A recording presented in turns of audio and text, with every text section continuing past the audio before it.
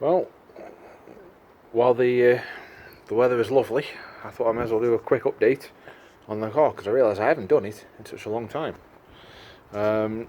Okay, so front end has changed, so we got rid of the old bodywork. We now have this sort of silver one without all the arches on because it looked a fair old mess. So I'll start at the kind of the front. New splitter along the front because the old one got smashed to bits by doing that many different wheelies with it. So the main thing is this year is we are moving the vehicle over to methanol.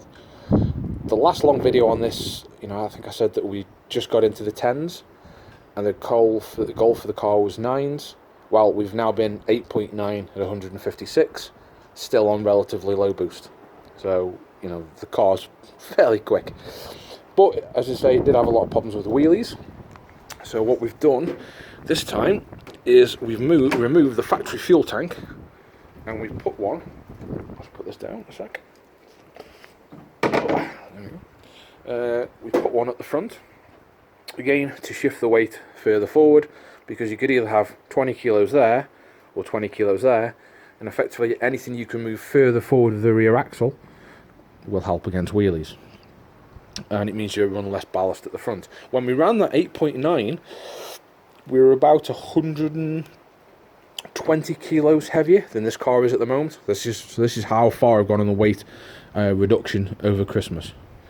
So let's say fuel tank there.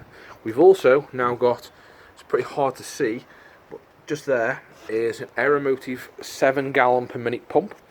So that obviously flows a massive amount of fuel, which will be what we'll need when we go to methanol. We have a dash 10 feed and dash, which you can kind of see there, and dash 8 return. So nice big feed and return lines.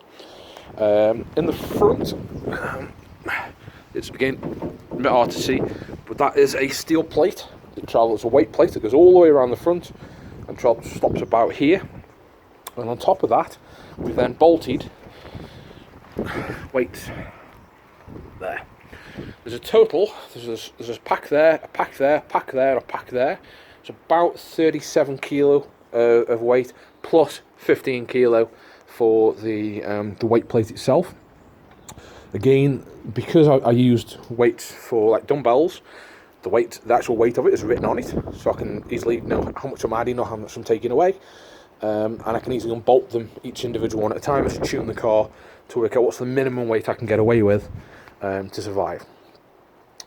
Some people from the old video might see the dashboard was a right mess. I had wires everywhere, multiple gauges, everything.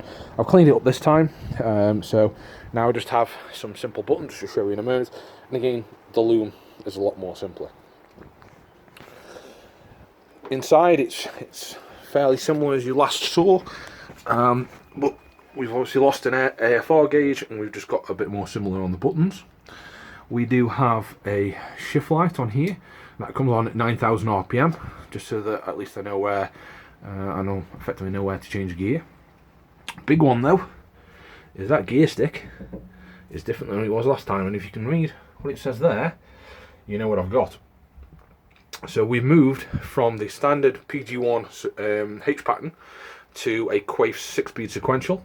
Made a massive difference. It was a lot of money, but it saved, I would say, at least 0.6 of a second through better gear ratios and faster changing. So that was worth its weight in gold. ECU wise, we're still on an Adaptronic, but we've now moved to their M6000 model, up from their 440. So much more advanced ECU, internal wideband, and generally a much better unit. Suspension wise, we're pretty much all the same, still on the custom gas coilovers that I had done. Turbocharger, still the same turbocharger. Did smoke a little bit, but it seems okay now. We've had this up to 52 pounds of boost up to yet on that little rover case. I didn't miss that 52 pounds of boost, and we've revved this engine over 10,000 RPM. So it definitely earns its keep. I did paint it with that VHT white paint. But as soon as it all got on, it all started flaking away. So that stuff is rated for 1,000 degrees. It doesn't work very well at all. Engine internal wise, it's all the same as last time round. Big one though is, there's the turbo, follow the pipe, straight into the throttle body, no intercooler. So moving to methanol, we've decided to dump the intercooler, get rid of the intercooler completely. This is a bit of an experimental thing. Not many people run methanol with no intercooler on 4 cylinders. They will on big V8s, but not on 4 cylinders. But by taking that off, which was an intercooler, which is under there, and icebox, that was 50 kilo from behind the rear axle we've removed. By doing that, we can take more weight off the front, so we get an overall weight saving. I've also got rid of all the silicone, and you can see now I've got V-band clamps, like I think they're called Vangin clamps. Quick release, everyone's got different names for them, but effectively one there, one there. We were running 1500cc injectors, 4 of. We now have 9 2200cc injectors. So 2 per runner, so a rail along the top and a rail along the bottom, 2200 each one, plus an additional 2200cc there to take some of the heat out of this, because I'm expecting at probably £60 a boost, this is going to be 200 degrees. I've also wired it for 10 injectors. So I'm running 9, but I'm going to have wired it 10, so that if I decide to put another one in to help bring the charge temperature down, I can do. I've come off the standard 4 bar map sensor in the ECU. I've now gone, I've got a 5 bar external, but even that I think is we're going to reach the limit of that, because that's going to be £58 and I want to run 60 plus, so I think we might reach the limit of that, which we'll find out. The next big thing we've done, so we've done quite a lot of stuff since I last did a video explaining, is we can see here the clear view filtration. I have to admit, I've seen many drag cars in America with these, watched Street Outlaws, I've seen them, watched the videos and how they work, and I think they're great. And I was like, you know what, I'm going to splash out this Christmas, I'm going to have one of them. So I got one of those with also the very large screw-on filter as well. It's about 3 times the size of the factory one, and I know because it took about a litre just to fill the filter up, the screw-on one. But we've changed all the oil system round, so I've got a pressure fitting after this, just because obviously I don't care what the pressure is before the filter, I care what the pressure is after, because I care what it's going to the engine. We've done this as well because it's going to be very hard to see in here, but you see the tank? That's an oil tank. So this year we've moved to dry sump. So we've got a full dry sump system on the car. It's just I think you call it 3-stage, because it's 2 scavenge and 1 feed. Very hard to find, and I had to actually buy it from somebody in America. Even though it's a British engine, he bought it from a company in the UK who stopped selling them, and then he doesn't use it anymore, so I had to buy it from America and ship it back to the UK to put it on this. I think that's probably a lot of it, really. I mean, obviously we have the catch tank here, which I'll more than likely have to move to a bigger one, but that effectively takes 2 from the rocker cover, 1 from the catch tank, which is there, and I've also got one here as a breather from the gearbox as well. Obviously it's a very expensive gearbox, so I don't want everything getting a bit too much pressure in there. That is generally about it. There's nothing really external on it, obviously, apart from the front clam, which again I'll sort out the colour on that eventually. It's a lot lighter than it used to be, especially when it was a lot lighter when it ran the 8. With all the weight at the front, it's 52% rebiased, so it's almost 50-50.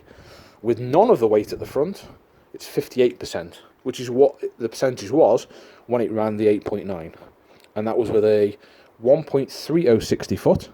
So to give you a reference point, that's 0 to 60 in 1.7 seconds, which is pretty quick, really, for a Lotus.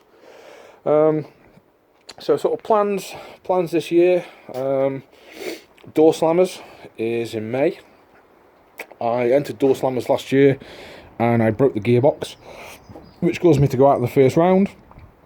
So that was a bitter pill to swallow.